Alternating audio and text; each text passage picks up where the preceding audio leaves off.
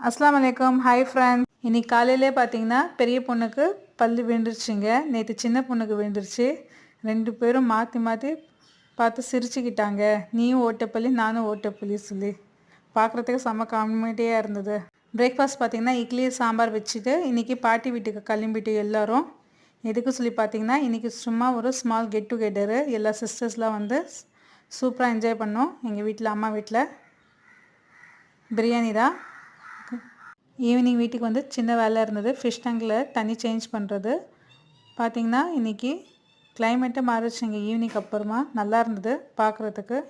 எங்கள் வீட்டில் ஒரு ஆரஞ்சு செடியில் திடீர்னு சொல்லி என்ன ஆச்சு தெரியலைங்க. 1 வீக்காக வந்து இந்த மரமே இப்படியே காஞ்சிச்சு. உங்களுக்கு ஏதாவது தெரிஞ்ச சொல்லுங்கள், ஏன் இந்த மாதிரி இருக்குது சொல்லி. உங்கள் சண்டே நீங்கள் எப்படி என்ஜாய் பண்ணுங்க சொல்லி கமெண்ட் பண்ணுங்கள்.